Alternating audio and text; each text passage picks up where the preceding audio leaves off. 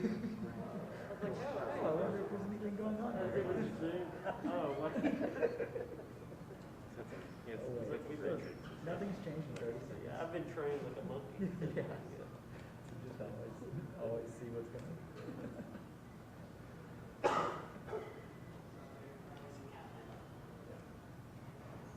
I did click on it and I saw him in there talking about That'd be a real shocker. One of these guys posted.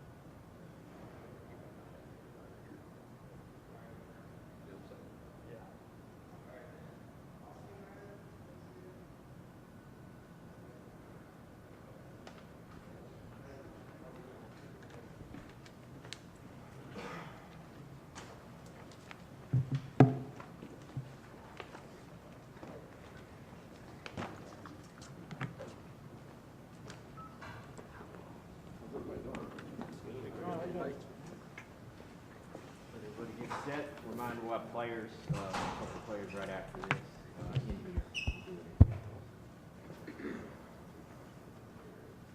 All right, Coach will make a brief opening statement, and then we will go into questions, and we will get them out to you after you raise your hand. Coach? Afternoon, everybody. Had a good morning with our players. After reviewing the tape, some of what I thought after the game rung true. I thought our guys competed extremely hard, played every second on the clock, played it right up until the end. There were some things that we obviously can do better in all three phases. Had to play smarter to finish on the right side of that. Didn't do that. Those are things that, for the most part, we control. Offensively, just some simple communication things. Defensively, we got to get off the field on third down. A lot of what they did at the line of scrimmage, was really positive for most of the night. Didn't handle the quarterback draw. We had some different things that were in the game plan to help that. We just didn't execute it. And then special teams, a lot of really good things, but a couple of things that obviously the muff punt, the penalty where you push the offense into a backed up situation. Those are things that we got to be better in. Good news for us is we can control a lot of that. We got to get better this week. A huge opponent, really good football team, rivalry game, one that our guys and staff will be extremely excited about being ready for and going down to Tuscaloosa and competing against a really good football team. Starts with the quarterback, super efficient playmaker as well. He's got dynamic playmakers around him. Defensively, obviously front to back, really good. Athletic, have the ability to rush the passer, can do that with pressures, can do that with just their front four, and got good cover guys on the back end. So big test for us, one that we're excited about though. With that, I'll open it up for some questions. Questions? We'll start with Brent. Coach, I know you don't do injury updates, but can you give any kind of status on Hendon Hooker at this point? Yeah, Hendon and Tyon and Kate are probably day to day at this point. We'll see as the week unfolds where we end up with Hendon. So, are you optimistic that it's not long-term serious? Because there's a lot of speculation out there that his injury is a long-term thing. I don't think it's a long-term injury. His status for this week, we'll find out as we go, though.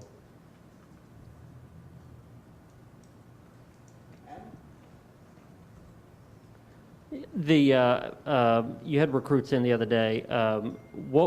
They saw 59 minutes of a great atmosphere they're not going to see probably anywhere else, and then they get the last minute. How did you manage those conversations of the good and the bad? They're going to take away the 59 minutes. The slight delay, and then to see our student body rush down and fill the bottom part of the section, the remainder of our crowd to be amped up for the final minute of play, that's the takeaway. And I know for some guys, for some people, the story is what happened. Our administration has obviously made it clear that that's not the stance and what we want from the volunteer spirit. That I feel the same way. That's a very few number. The passion, energy from our fan base. I've been in a lot of competitive arenas as a player and as a coach. There was nothing better that I've ever been in than what happened on Saturday night.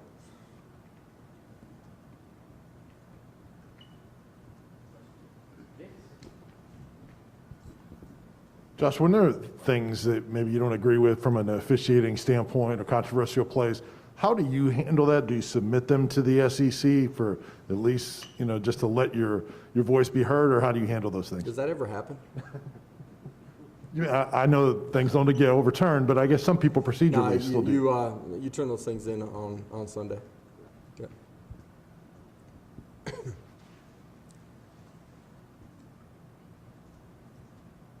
You want to follow up? Go ahead. No, just from what was your view of the play where Matt Corral just kind of stopped and you had to scoop and score when you guys went back in? Yeah, it looks like a delay pop pass type play over the middle. I think you guys all understand what my stance is on what actually transpired during the play. Two officials are chasing the ball into the end zone and then confer on the back end of it. One of those situations where it's not reviewable based on what they told me. Wes?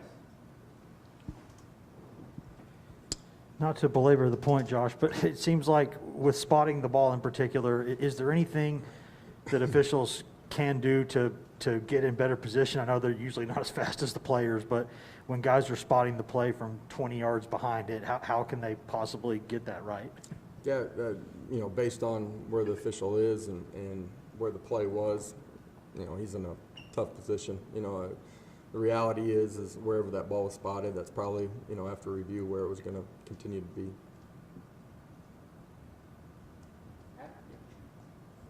What are your expectations of how a backup quarterback should prepare during the week, film study, all those sort of things, and how has Joe done with that? You prepare just like you're the starter. I don't care if you're the backup quarterback, the backup center, the backup D tackle, the backup safety. You prepare like you're the starter. That's the tough thing about sports. It's a really tough thing about the quarterback position because you never know when your opportunity is going to come, and you better be ready for it. Coach, has Joe expressed any thought on what happened on that last play with not throwing the ball towards the end zone, giving the team a shot there? Yeah, those are things that we talk about. They actually see video of plays like that unfolding during the course of their off season. We try to put quarterbacks in a position where it is the last play, or it's a two-play set at the end of a game that's somewhere in that red zone situation. Our guys broke as though it was scramble and busted out the right side. He's, got to find a way at the end of the day to get the ball in the end zone, give somebody a chance. What does Alabama do defensively to cause problems? First of all, you got great personnel. It starts there. Their ability to be different, and I say that meaning apply pressure with pressure, and some of that being simulated where they're dropping ends. Their ability to get pressure with the front four. Their ability to fit the run game and play it at a really high level. You put all that together, they've been difficult to move the football on. I was going to say, specifically against the run, they've been really good last week as well. Kind of, what do they show on film so far that makes them so successful? The ability to defeat blocks, first and second level. Linebackers are athletic, able to go and tackle well in space. Safeties do the same thing. They do it from, different coverages, whether it's single high or two high structure. You got to do a great job of being really good on your double teams when you have them. You got to do a great job of engaging your man. Getting to the second level is important too. Felt like that was the first game this year where Jabari's shoulder has held up and allowed him to perform the whole game. Just what did you think of his performance? Thought for most of the football game, did a great job of understanding our schemes, pressing the line of scrimmage. When he bounced, it was the right time to bounce. Did a great job of making people miss. Second and third levels there all night long. It was his best performance, start to finish. The most football that he's played at one time too. Toughness, grit, like what he did a bunch. How challenging has it been for him to kind of manage that and play through that thing? Yeah, you look at the running back position for us as a whole, we haven't had a lot of consistency where we've had the same guys on the field every single week and had, the top two guys probably in Tyon and Jabari at the same time. It's been a little bit of a mash unit. Guys have continued to step up and go compete when it's been given their opportunity. Yeah, Coach, the last 2 weeks, 11 sacks surrendered. What do you got to do to clean that up? How much is that is quarterback, O-line, protection with tight ends, running backs? What's kind of your assessment of your pass pro the last 2 weeks? It's a little bit of everything. Some of it's wideouts. A bulk of it is, our communication up front, 5 guys, running back included. As you adjust protections based on different things that you're seeing during the course of the game, being able to go out and execute. That was an issue last week with a couple of things, and end of the day, we got to be cleaner. Coach, Hendon has gotten better throughout the year so far, throwing for more and more yards each game. Can you just kind of talk about the way that he has settled into this offense, the way that he has commanded this offense? I think his understanding of what we're doing, his preparation's been really good, so he's had the ability to grow each and every week, playing with more confidence as he's gone through that. A part of that, though, is the growth of the other guys around him, too, that continue to get better. The other night there were some things that we did really well. When I say we need to play smarter, for 4 quarters, each guy can't take his turn of being off, one time. That just kills you in the game that's, limited opportunities. So for Hendon, he's going to continue to grow. Believe that. He prepares in a great way. His teammates care about him. His teammates believe in him. That's been a big part of why he's been able to grow too. Coach, obviously when Kay went out, Dane Davis came in. I guess he hadn't played a whole lot this season. How did you kind of evaluate his performance on Saturday night? Yeah, some really positive things. A couple things in protection that weren't as clean as they need to be as we adjusted things during the course of the ball game. Believe in Dane, believe in his preparation. If Kay's not able to go this week, feel like he'll be ready to play at a high level. Josh, you mentioned the bottom line is you got to make those stops on third down, but when you went back and watched those on film, how much of that is just a great quarterback making a great play versus you guys not being in position to make those? For sure, great players at some point make good plays. I thought we did a great job of harassing him all night long. We got the one pick, but we're close to a bunch of other things. Got a strip sack, they're able to get back on the ball. Had the play that we talked about previously. We're close to a couple other picks. I thought our effort and being relentless and continuing to play each play showed as the game went on. There's some things that structurally we can control to take away some of those opportunities. He is a really good player, though. Josh, now that there have been a couple of losses and that list of injuries is getting just a little bit longer every week, how do you make sure that that sort of buy-in factor that y'all have had throughout is something that doesn't waver when things start to get pretty tough? Yeah, I just believe in the competitive spirit inside of our building. I believe what we're building, the effort and strain that they're playing with. The other night wasn't perfect. There's that. No point did you ever question the effort and the want to. I believe in who those guys are, and as you build a program, that's the first place that it starts. So Ole Miss ran over 100 plays, but it seemed like defense still kind of got better as the game went on. Just how rare is that, especially with some of the depth issues y'all have? Yeah, for sure. When you're thin or not as deep as you may want to be, just based on pure numbers as we started the season, their ability to get better as the game went on, kind of get comfortable within the game. Fourth quarter, did a fantastic job. Speaks to their effort, their strain, their competitive spirit. It speaks to their understanding of what we're doing. I think defensively we continue to get better every single week. Kind of as a follow-up to that, how do you manage, I know you've got an off week coming, how do you manage this team? Because the volume of snaps for guys are increasing. I think Matthew Butler was at almost 80 snaps Saturday. You had guys playing 100 snaps. How do you continue to get better on the practice field but manage guys the back half of this season? Yeah, I think our players, by the time we get to game day, feel fresh and ready to go compete. Good teams, good players got to continue to get better. We're going to continue to give practice squad looks. We're going to continue to go good on good here. And then, I think the bye week for us, it's a 1-week season this week, and then bye week, you got to make sure that you get your guys' legs back underneath them and make sure they're ready for the final run. Any other questions for Coach? Okay, thank you. Man, short and sweet today.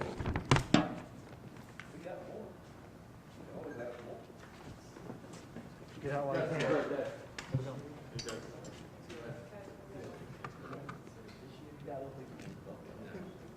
I will.